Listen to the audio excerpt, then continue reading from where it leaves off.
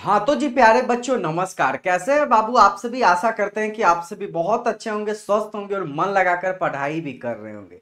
आज हम लोग पढ़ने वाले हैं क्लास 12 हिंदी का काव्य खंड का बाबू 4th नंबर चैप्टर है। चैप्टर का नाम है आपका छप्पय और इसके जो कवि हैं वो नावादास जी हैं। तो उन्हीं पर हम लोग आज पढ़ेंगे और आज का वीडियो बहुत ही ज्यादा इंपॉर्टेंट रहने वाला है। इस वीडियो को आप लोग शेयर कीजिएगा। इस साथ साथ हम लोगों का ड्रीम क्या है, हिंदी में स्कोर कितना करना है बाबू, 95 प्लस सर स्कोर करना तो है ही। ठीक है, 95 का जब आप लक्ष्य रखिएगा मेरे प्यारे स्टूडेंट्स, तभी आपको 90 प्लस नंबर भी आ पाएगा। क्या आएगा, तभी आपको 90 प्लस नंबर भी आ पाएगा। ठीक है, और ओवरऑल यदि आप साइंस के स्टूडेंट्स हैं, आर्ट्स के हैं, कॉमर्स के हैं, तो आपको सब मिलाकर क्या लाना है, 450 प्लस नंबर्स तो स्कोर करना है। यानी कि हर सब्जेक्ट में आपको बाबू 90 प्लस स्कोर करना है। ठीक है, तो आपको क्या करना पड़ेगा, पूरे अच्छे तरीके से अभी से स्टडी कीजिएगा ना। अभी से लगभग 9 महीने का समय आपके पास अवेलेबल है।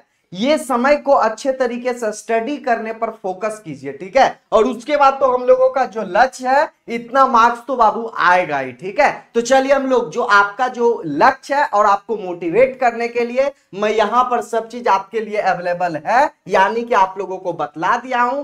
अब देखिए क्या लिखा हुआ है। अब यही लिखा हुआ है सर कि हम लोग पढ़ रहे हैं कौन सा बुक बाबू, दिगंत भागदू। ठीक है, बुक तो आप लोग समझ ही रहे होंगे। उसके बाद हम लोग गद्य खंड का 4 चैप्टर हम लोग समाप्त कर चुके थे। अब बारी है किसका, काव्य खंड का, यानी कि 4th नंबर चैप्टर। कौन सा, 4th नंबर चैप्टर है। चैप्टर का नाम बाबू क्या है, छप्पय है। ठीक है, और इसके जो कौन, ठीक है, छप्पय के जो कवि है वो नावादास जी है। यही है नावादास जी। कौन है, यही है नावादास जी। और इन्हीं के बारे में यानी कि कवि परिचय में हम लोग आज के वीडियो में अच्छे तरीके से देखेंगे। यही है बाबू नावादास जी महाराज। और आज का वीडियो बहुत ही इंपॉर्टेंट रहने वाला है, क्योंकि पहले वीडियो में हम लोग क्या देखते हैं, कवि परिचय। क्या देखते हैं बाबू, फर्स्ट वीडियो में कोई भी चैप्टर को शुरू करते हैं तो उनके बारे में हम लोग देखते हैं कि उनके जो लेखक है, उनके जो कवि है, उनके बारे में हम लोग पढ़ते हैं, क्योंकि ऑब्जेक्टिव क्वेश्चंस बहुत सारा पूछा जाता है। उसके बाद हम लोग संपूर्ण अर्थ देखेंगे। क्या देखेंगे, जितना भी अर्थ है उसको अच्छे तरीके से हम लोग समझेंगे। और लास्ट वीडियो में हम लोगों का रहता है जिसमें हम लोग objective question and subjective questions को अच्छे तरीके से, जितने भी आपके बुक में जो सब्जेक्टिव क्वेश्चंस है, जितना भी ऑब्जेक्टिव क्वेश्चंस इस चैप्टर से बन सकता है, वो सभी हम लोग देखते हैं और कुछ एक्स्ट्रा भी देखते हैं। ठीक है, तो चलिए आज की वीडियो को हम लोग शुरुआत कर लेते हैं। आपको जानकारी मैं दे दिया हूं कि कोई भी चैप्टर यदि हम लोग पढ़ते हैं तो उसको 3 भाग में बांटे हुए हैं बाबू। ठीक है, यानी कि फर्स्ट वीडियो जो रहेगा वो कवि के बारे में, कवि परिचय। दूसरा वीडियो में रहेगा संपूर्ण हिंदी अर्थ हम लोग समझते हैं। और तीसरा वीडियो में हम लोग जितना भी ऑब्जेक्टिव क्वेश्चन है, जितना भी सब्जेक्टिव क्वेश्चन है, वो हम लोग सब कुछ देखने वाले हैं। तो कौन सा चैप्टर है बाबू, छप्पय है। और इसके जो इसके कौन है, ठीक है, छप्पय के कवि तो नावादास जी है। कौन है, नावादास जी। ठीक है, तो चलिए हम लोग शुरुआत कर लेते हैं और लास्ट में हम लोग सारांश भी पढ़ने वाले हैं और कुछ हम लोग ऑब्जेक्टिव क्वेश्चंस भी आपके लिए लाए हैं। ठीक है, तो इसको अच्छे तरीके से समझने का प्रयास करना है मेरे प्यारे स्टूडेंट्स। तो देखिए यहां पर क्या लिखा हुआ है सर, सबसे पहले देख लीजिए, यही है नावादास जी। कौन है, यही है बाबू नावादास जी। और इन्हीं के बारे में हम लोग आज पढ़ने वाले हैं। क्या करने वाले हैं, इन्हीं के बारे में हम लोग पढ़ने वाले हैं। तो इनका जन्म कब हुआ था सर, इनका जन्म अनुमानित है, यानी अनुमानित की किया गया है, अनुमान लगाया गया है कि 1570 में इनका जन्म हुआ था मेरे प्यारे स्टूडेंट्स। क्या लिखा हुआ है, इनका जन्म जो हुआ था, किनका, नावादास जी का जन्म जो हुआ था वो अनुमानित है, अनुमान किया गया है। यानी कौन सा, 1570। वो बाबू मात्र 30 वर्ष ही इस पृथ्वी पर जिए, यानी 30 वर्ष वो जिंदा रहे। यानी कि उनका जो उनका निधन हो गया, अज्ञात है, निधन के बारे में उतना मालूम नहीं है, लेकिन जो बुक में लिखा हुआ है यानी कि 100 का वर्तमान। ठीक है, यानी कि उन्होंने 30 वर्ष ही जिया, यानी कि 1570 में उनका जन्म हुआ, उसके बाद उनका जो निधन हुआ। ठीक है, तो समझ गए ना, इनका जन्म पूछा जाएगा नावादास जी का, तो वो बताना है कि 1570 में अनुमानित। ठीक है, उसके बाद देखिए क्या लिखा हुआ मेरे प्यारे स्टूडेंट्स कि इनका सर जन्म स्थान कहां है। तो इनका जन्म स्थान जो है वो दक्षिणी भारत में है बाबू। कहाँ है? दक्षिणी भारत में। यहां पर लिखा हुआ है ना कि सांप्रदायिक मान्यता के अनुसार, सांप्रदायिक मान्यता के अनुसार दक्षिण भारत में इनका जन्म हुआ था, नावादास जी महाराज का। ठीक है, उसके बाद देखिए सैस्या में, ठीक है, ये जब छोटे थे, इनका जब जो छोटा उम्र था, ठीक है, उसी समय इनके पिताजी की मृत्यु हो गया। क्या हुआ? पिताजी की मृत्यु हो गया। उसके बाद अकाल के कारण, बहुत ज्यादा दिक्कत होने के कारण, अकाल होने के कारण इनके माताजी जो हैं, इनके माताजी कहां शिफ्ट हो गए? शिफ्ट हो गए जयपुर। वो कहां पड़ता है? वो राजस्थान में पड़ता है बाबू। कहां पड़ता है सर? राजस्थान में पड़ता है। वहीं वो लोग शिफ्ट हो गए जब इनके पिताजी का मृत्यु हो गया, ये माताजी के साथ। ठीक है, उसके बाद क्या लिखा हुआ बाबू कि दुर्योगवश, ठीक है, योगवश माता भी इनसे विच्छो हो गए, इनका माँ का भी निधन हो गया, समझ लीजिए। ठीक है, विच्छो हो गए। ठीक है, उसके बाद क्या लिखा है? शिक्षा गुरु बाबू पूरे मोटिवेट होकर अच्छे से पढ़ना है चैप्टर को। ठीक है, तो चलिए यहां से समझ लिए ना बाबू, इनका जन्म जो हुआ था वो 1500 कब हुआ था? 1570। ठीक है, वो अनुमानित किया गया। उसके बाद इनका जो निधन हो गया था वो अज्ञात है। वो क्या है? अज्ञात है, यानी कि 100 ईस्वी में इनका क्या हो गया था? इनका निधन हो गया था बाबू। ठीक है, और इनका देखिए जन्म स्थान जो है वो दक्षिणी भारत। क्या है? इनका जन्म स्थान कहाँ है बाबू? दक्षिणी भारत। वो बताया नहीं गया है प्रॉपर। ठीक है, उसके बाद देखिए इनके पिताजी का मृत्यु हो गया, फिर इनके मां से भी विच्छो हो गया। ठीक है, इनके शिक्षा गुरु कौन है? तो इनके शिक्षा गुरु देखिए यहां पर बतलाया गया आपके लिए कि गुरु और, ठीक है, वो शिक्षा कहां से पाए? वो शिक्षा कहां से पाए बाबू? तो गुरु और प्रतिपालक की देखरेख में, गुरु और प्रतिपालक की देखरेख में स्वाध्याय और सत्संग द्वारा ज्ञान अर्जन किए। अरे स्टूडेंट्स कि नावादास जी शिक्षा से कहां से पाए? एजुकेशन कहां से पाए? तो गुरु के प्रतिपालक की देखरेख में। जो गुरु थे इनके, गुरु के प्रतिपालक की देखरेख में ही वो वहां से थोड़ा सा पढ़ाई किए, उसके बाद सत्संग द्वारा ज्ञान अर्जन किए। ठीक है, जहां भजन कीर्तन होता था वहीं से उन्होंने ज्ञान अर्जन किए। ठीक है, उसके बाद लास्ट में क्या है? अभिरुचि, इनको किस चीज में रुचि ज्यादा लगता था, मन किस चीज में लगता था? तो वही चीज बताया गया कि लोक भ्रमण में, लोक भ्रमण में इनको मन लगता था, भागवत भक्ति में मन लगता था, काव्य रचना में मन लगता था। ठीक है, काव्य को लिखने में मन लगता था, वैष्णव, ठीक है, वैष्णव दर्शन चिंतन में इन लोगों को ज्यादा जो वो मन लगता था। मेरे प्यारे स्टूडेंट्स, कौन है? नावादास जी महाराज। ठीक है, तो आप सभी अच्छे से समझ गए ना बाबू, इनका जन्म कब हुआ, इनका मृत्यु कब हुआ, ये कहां इनका जन्म हुआ था? दक्षिणी भारत में। ठीक है, तो यही चीज ऑब्जेक्टिव क्वेश्चंस में पूछा जाएगा, और कुछ ज्यादा यहां से है नहीं। तो आप सभी अच्छे तरीके से शॉर्ट नोट आप बनाते चलिएगा। ठीक है, तो आ गया समझ में? कोई कंफ्यूजन नहीं है ना जी? चलिए हम लोग आगे बढ़ते हैं। अब क्या करते हैं? आगे बढ़ते हैं। तो समझ गए जन्म इसका कब हुआ था? 15। ऑब्जेक्टिव क्वेश्चंस यदि पूछा जाएगा कि इनका जन्म कब हुआ था? 1570 में इनका जन्म हुआ था बाबू। इनका निधन हो गया था। 30 वर्ष इन्होंने जिए। कितने? 30 वर्ष ऐड कर लीजिए। वो अज्ञात है, कुछ अनुमानित नहीं किया गया कि इनका निधन कब हुआ था। ठीक है, इनका जन्म स्थान जो है वो कहाँ है? दक्षिणी भारत में। कहाँ है बाबू? दक्षिणी भारत में। ठीक है, इनके पिताजी की मृत्यु हो गई, वो जब छोटे थे, फिर सत्यावस्था में।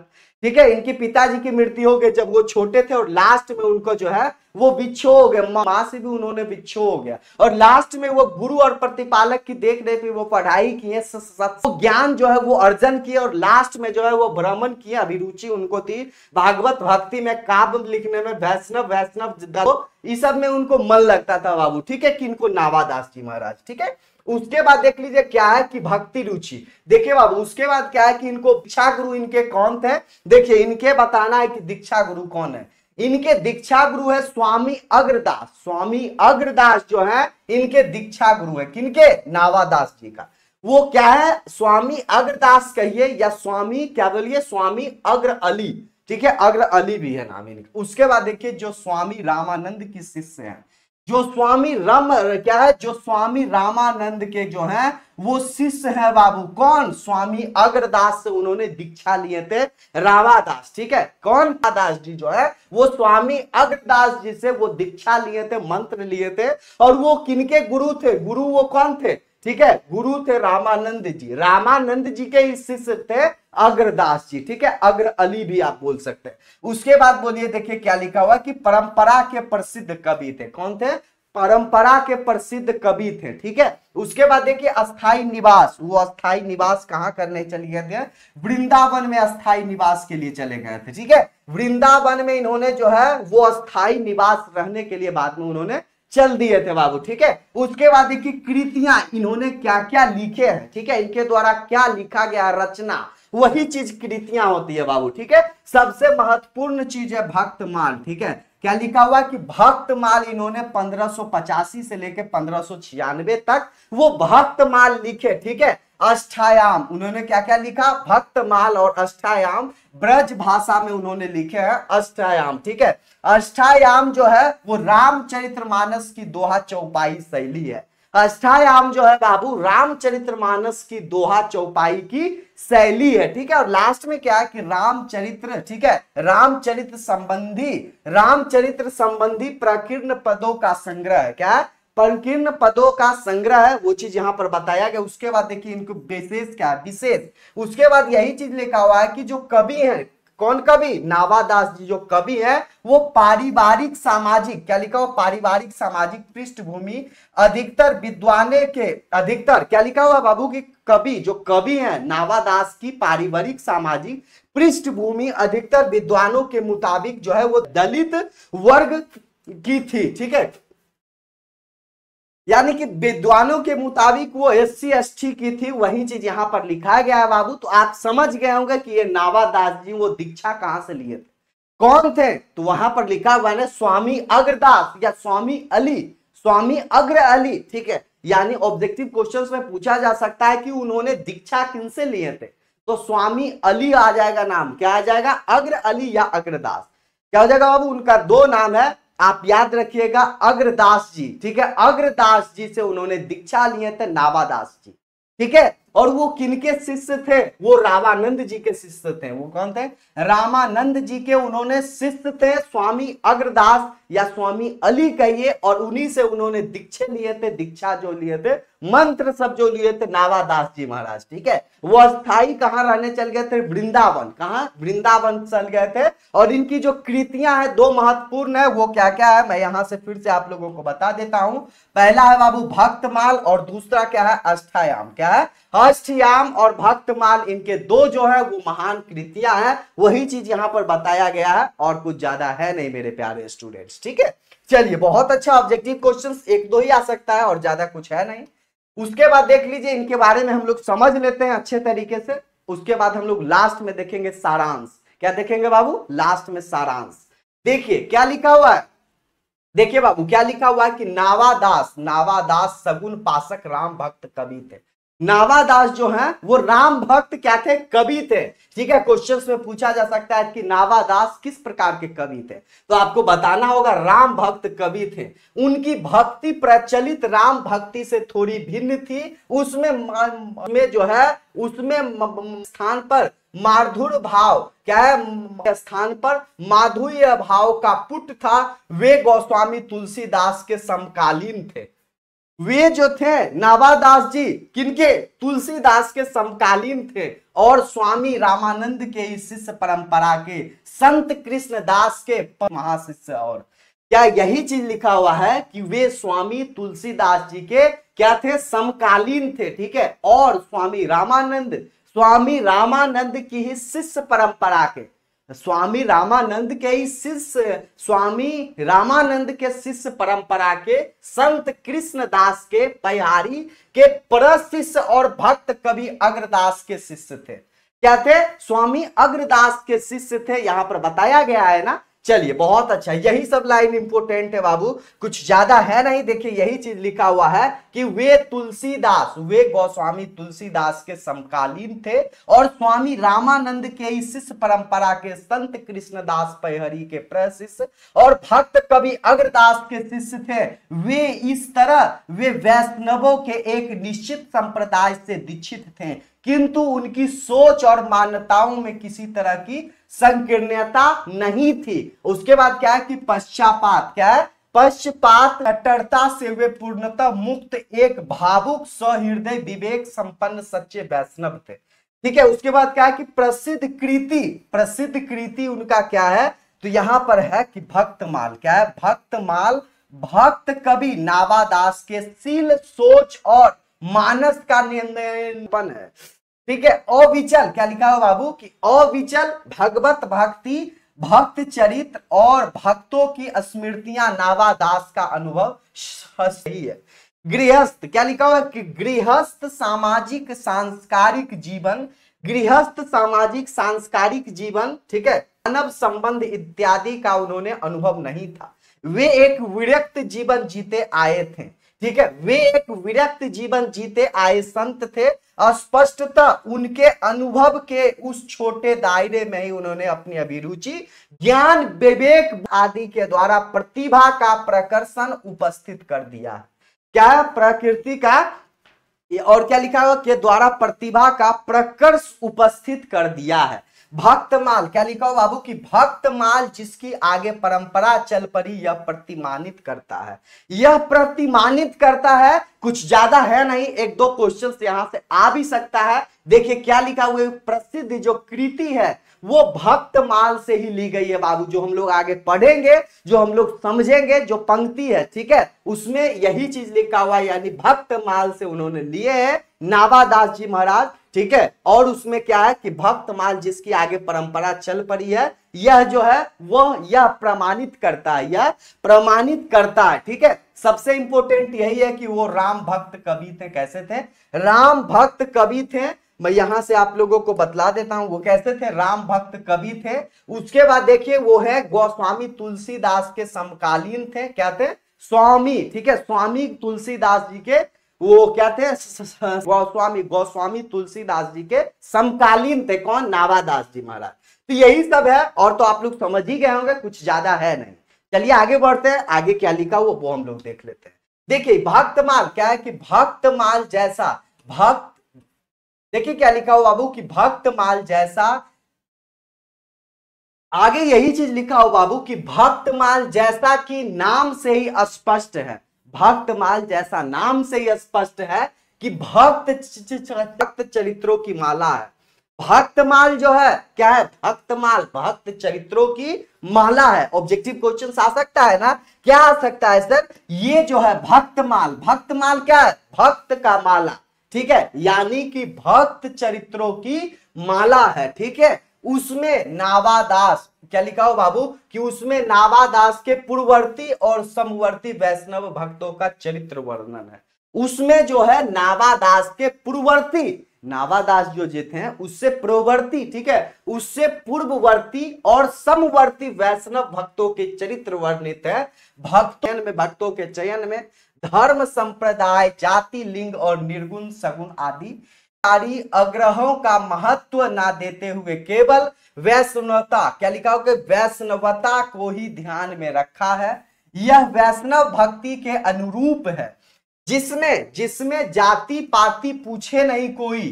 क्या लिखा हो बाबू कि यह वैष्णव भक्ति के अनुरूप ही है, यह वैष्णव भक्ति के अनुरूप है, जिसमें यही चीज है कि जिसमें जाति पूछे नहीं कोई, हरि के भजे से हरि के हुए।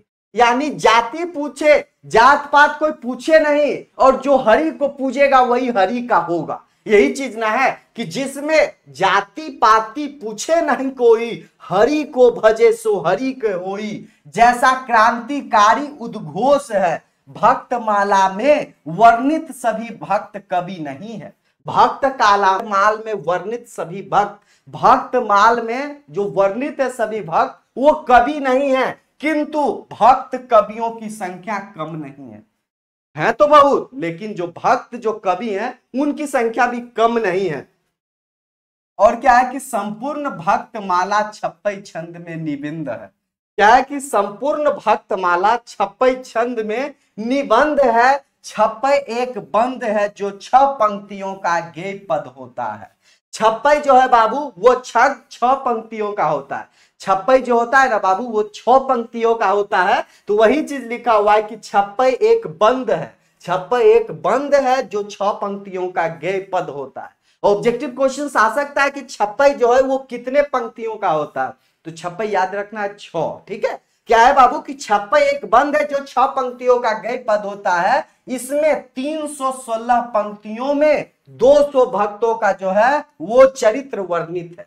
इसमें 316 जो है वो छप्पयों में, ठीक है, 316 छप्पयों में, एक छप्पे में 6 पंक्ति होता है। तो उसी तरह लिखा हुआ है, क्या लिखा हुआ है सर बताइए ना फिर से, जिसमें क्या लिखा है बाबू कि इसमें 316 छप्पयों में 200 भक्तों के चरित्र जो है उसमें वर्णित किया गया, उसमें है, वर्णित है, ठीक है। उसके बाद क्या है, यह छप्पै नावादास की तल स्पर्शी, क्या लिखा हो, ये छपमय नावादास की तल स्पर्शी अंतर्दृष्टि मार्म ग्रहणी प्रज्ञा सारग्राही चिंतन और विधमर भाषा शैली के नमूने हैं।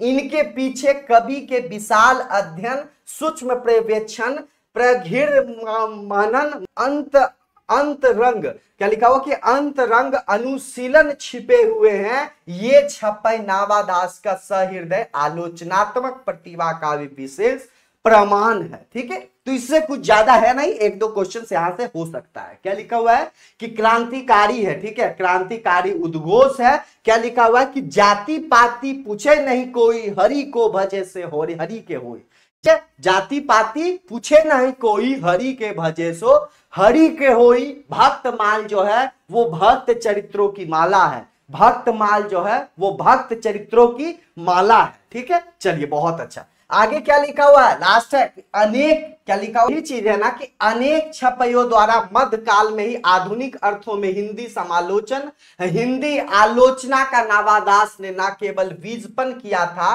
बल्कि सांकेतिक रूप में अग्रिम पथ ने किया था। रीति काल के तथाकत्रीय काव्य चिंतन को देखते हुए नावादास का क्रांतिकारी महत्व स्पष्ट हो जाता है। यहाँ ठीक है, यहाँ कबीरदास और सूरदास पर लिखे गए छप्पे भक्तमाला से संकलित है। यहाँ दो जो है वो कवि के बारे में बताया गया है, छप्पे में सूरदास जी और कौन, कबीरदास जी, ठीक है। तो उनका तो बहुत ज्यादा जो है वो वाणी है ना, किनका, कबीरदास जी का बहुत सुंदर सुंदर वाणी है बाबू, आप सुनिएगा तो बहुत अच्छा लगेगा। उसके बाद क्या है कि वैष्णव, क्या लिखा है बाबू कि वैष्णव भक्ति की नितांत भिन्न दो शाखाओं के इन महान भक्त कवियों पर लिखे गए ये छंद ऊपर कही गई बातों के सटीक प्रमाण है। इन कवियों से संबंधित अब तक के संपूर्ण अध्ययन के सार सूत्रों इन छंदों में कैसे पूर्ण कथित है, यह देखना विस्मयकारी और प्रीतिकर है। ऐसा प्रतीक होता है कि गोया आगे की सदियों में इन कवियों के अध्ययन विवेचन के रूपरेखा जैसे तय कर दी गई है। क्या कर दी गई है वो यहां पर बताया गया है, बहुत ज्यादा इंपोर्टेंट नहीं है बाबू। यहां से एक दो क्वेश्चंस, यही पंक्ति मेन है कि इसमें जो है छप्पई जो है वो क्या है, भक्तमाला से संकलित है। भक्तमाला से कौन संकलित है, तो छप्पई है, क्या है, भक्तमाला से कौन संकलित है, तो छप्पई। इसमें कौन कवि का वर्णन किया गया है, सूरदास जी और कबीरदास जी। किनको बाबू, किनको, कबीरदास जी और सूरदास जी का यहां पर लिखा गया, उनका वर्णन है। वो कहां से लिया गया, भक्तमाला से संकलित है, जो हम लोग छप्पई पढ़ेंगे। छप्पई जो होता है बाबू वो 6 पंक्तियों का होता है, ठीक है। तो इतना ही था और कुछ ज्यादा है नहीं। अब देखिए हम लोग लास्ट क्या है कि वो क्या बोले हैं, दो जो कवि हैं उनके बारे में, ठीक है, यानी नावादास जी के बारे में दो व्यक्ति क्या बोले हैं। चलिए हम लोग देख लेते हैं। क्या है कि नावादास ने भक्तों के परिचय में जिस परिचय दिया है वह उनके गंभीर चिंतन मनन का परिचय उन्होंने लिखा है। उनकी शैली, काव्य कला, भक्ति पद्धति एवं अन्य विशिष्टताओं आदि के प्रायः एक ही छप्पई में कूट कूट कर समाविष्ट कर दिया है। क्या कर समाविष्ट कर दिया है, वो कौन है, विजेंद्र स्नातक जी। और उसके बाद देखिए दूसरे जो कवि हैं वो माता प्रसाद गुप्त हैं। कौन है, माता प्रसाद गुप्त जी। क्या बोले हैं बाबू, यही है कि भक्तमाल मध्य युग के वैष्णव आंदोलन की रूपरेखा समझने के लिए सबसे अधिक प्रामाणिक और महत्वपूर्ण सामग्री प्रस्तुत करता है, ठीक है। तो यही है, कुछ ज्यादा है नहीं, बस वो था तो मैं हम लोग पढ़ लिए हैं। अब देखिए हम लोग सारांश पढ़ेंगे। अब क्या देखेंगे बाबू, अब हम लोग सारांश पढ़ेंगे, ठीक है। और लास्ट में ज्यादा है नहीं, हम लोग कुछ ऑब्जेक्टिव भी देख लेंगे। तो आप लोग लगातार जो है वो इसी तरह से पढ़ते रहिए बाबू। क्या है, इसी तरह से आप लोगों को लगातार पढ़ना है। तो यहाँ पर क्या लिखा हुआ है सर? यहाँ पर बाबू यही चीज है ना कि छप्पई तो हम लोग पढ़ रहे हैं और इसमें हम लोग सारांश पढ़ लेंगे। ठीक है, क्या है कि नावादास द्वारा लिखा गया यह छप्पई भक्तमाला से संकलित है। नावादास जी जो है अपने इस छप्पई में कबीर और सूरदास का व्यक्तित्व गुण और उनकी कविताओं का सौंदर्य प्रभावों के बारे में लिखा है। तो मैंने बताया ना किनके बारे में, सूरदास जी और कबीर दास जी। ठीक है, नावादास जी ने कबीर जी के बारे में कहते हैं कि कबीर जी के हृदय में भक्ति को धर्म माना है। जो कबीर दास जी है, जो कबीर दास जी हैं, वो भक्ति को क्या मिला है? वो भक्ति को, कौन बाबू? जो कबीर दास जी हैं वो भक्ति को क्या माने हैं? वो धर्म माने हैं। तो वही चीज है ना जी, क्या है कि कबीर जी ने हृदय में भक्ति को धर्म माना है और योग, यज्ञ, व्रत, दान और भजन आदि को तुच्छ दिखाया। क्या दिखाया है? तुच्छ दिखाया, छोटा दिखाया है। योग, यज्ञ, व्रत, दान, भजन आदि को छोटा तुच्छ दिखाया है। कबीर जी ने किसी के साथ पश्चाताप, क्या है, जो किसी के साथ भेदभाव नहीं किए कबीर दास जी, कोई जाति धर्म नहीं बाबू। ठीक है, और क्या है कि चाहे वह हिंदू हो या मुस्लिम, चाहे वह हिंदू हो या मुस्लिम, सभी तो एक ही है ना बाबू। इसका क्या लिखा हो कि इसका प्रमाण रमैनी, इसका प्रमाण जो है रमैनी और शब्दी है, जो मेरी बातों का साक्ष्य सबूत है। क्या है? जो मेरी बातों का साक्ष्य सबूत है, वो हम लोग देखेंगे पंक्ति जब पढ़ेंगे तब। समझ गए ना? तो वही चीज यहां पर बताया गया। उसके बाद क्या है कि नावादास जी सूरदास जी के बारे में कहते हैं, नावादास जी सूरदास जी के बारे में कहते हैं कि उनकी सभी रचनाएं, उनकी, नावादास जी जो बोल रहे हैं सूरदास जी के बारे में, किनको? सूरदास जी के बारे में बताया गया है कि उनकी सभी रचनाएं युक्ति, चमत्कार और अनुप्रयास की स्थिति में भारी होती है। उनके जो वचन होते हैं वे प्रेम से भारी होती है। प्रेम के पीर के कवि बोला गया सूरदास जी को। तो वही चीज है कि वह प्रेम से भरी होती है, जो एक तुक की, जो क्या लिखा है बाबू कि जो एक तुक के धारण किए हुए होते हैं। सूरदास जी की कविताएं कृष्ण लीला से जुड़ी हुई है, कृष्ण लीला से जुड़ी हुई है। किनका? सूरदास जी की कविताएं। ठीक है, आ गया ना समझ में? बहुत अच्छा मेरे प्यारे स्टूडेंट्स। और देखिए क्या है कि जिसमें उन्होंने हरि के, क्या लिखा हो बाबू कि जिसमें उन्होंने हरि के जन्म, कर्म, गुण और रूप का वर्णन किए हैं। जिसमें हरि भगवान श्री कृष्ण के कर्म, गुण, रूप का वर्णन किए हैं। सूरदास की कविताओं का जो भी सुनता है, सूरदास जी की जो भी कविताओं का जो लोग सुनता है, उसकी बुद्धि जो है वो ठीक हो जाती है। इनकी कविताओं का नहीं कह सकता, इनकी कविताओं का कोई भी गलत नहीं कह सकता। नावादास जी बोल रहे हैं, नावादास जी बोल रहे हैं सूरदास जी को कि इनकी कविताओं को कोई भी गलत जो है वो नहीं बोल सकता। ठीक है, सभी इसमें अपनी हामी भरते हुए अपना सर हाँ में हिलाते हैं। सभी इसमें हामी भरते हुए, हाँ कहते हुए अपना जो सिर है, अपना जो सर है, वो हाँ में क्या है, अपना सर हाँ में हिलाते हैं। ठीक है, तो अच्छा लगा ना जी? कितना बढ़िया है मेरे प्यारे स्टूडेंट। पढ़िएगा तो बहुत मजा आएगा। छोटा भी है, कुछ ज्यादा भारी है नहीं। ठीक है, तो हम लोग पढ़ेंगे नेक्स्ट वीडियो में। हम लोग तो अभी अर्थ पढ़ लिए ना, यानी कि हम लोग क्या क्या सारांश देख लिए छप्पई का। छप्पई का यदि लेखक छप्पई के बारे में सारांश आएगा तो हम लोग सारांश पढ़ लिए ना। अब लिख लीजिएगा ना, कुछ ज्यादा है नहीं। यानी नावादास जी दो कवि के बारे में यहाँ बताए हैं। यानी पहला कवि बाबू कौन है, पहले कवि कौन है? कबीर जी, और दूसरे कवि सूरदास जी। ठीक है, उसके बाद देखिए ऑब्जेक्टिव क्वेश्चन है हम लोगों का। कौन सा ऑब्जेक्टिव क्वेश्चन? कि नावादास का जन्म किस वर्ष के आसपास हुआ था? अनुमानित कब लगाया गया था मेरे प्यारे स्टूडेंट्स? तो 1570 में उनका अनुमानित हुआ था। ठीक है, अनुमान लगाया गया था। वो 30 वर्ष जिए थे।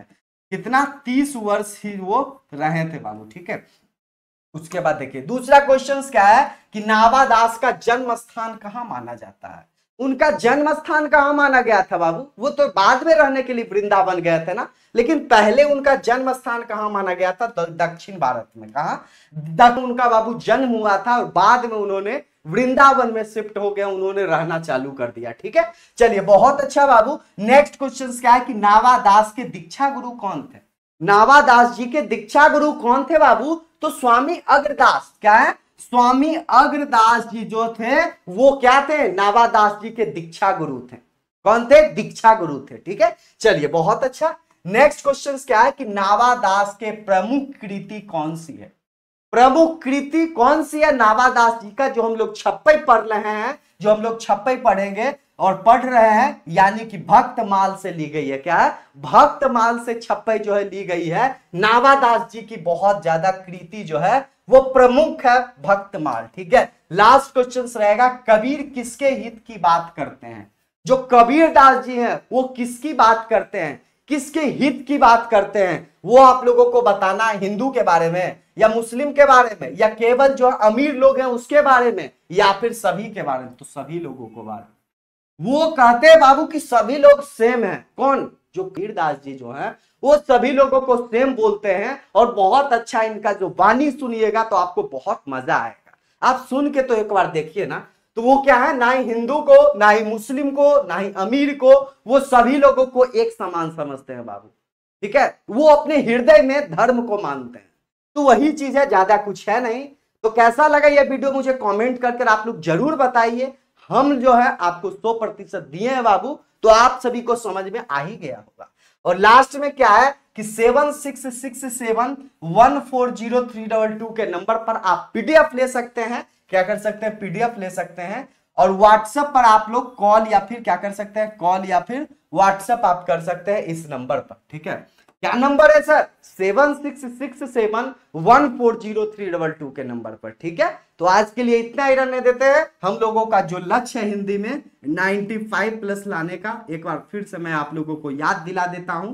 ठीक है, उसके बाद पूरा होल सब्जेक्ट में, ठीक है, यानी कोई भी स्ट्रीम से आप हैं, फर्स्ट डिवीजन के साथ साथ आपको चाहिए 450+ स्कोर करना है, यानी टॉपर बनना है इस बार बाबू। इस बार आपको जो है वो दिक्कत नहीं होगा, अच्छे से आपको अभी से पढ़िएगा ना तो स्कोर तो इतना आ ही जाएगा जी। इतना कोई रोक सकता है क्या, कोई नहीं बाबू। ठीक है, तो आज के लिए इतना ही, बहुत बहुत धन्यवाद। दूसरा वीडियो में हम लोग देखेंगे संपूर्ण अर्थ।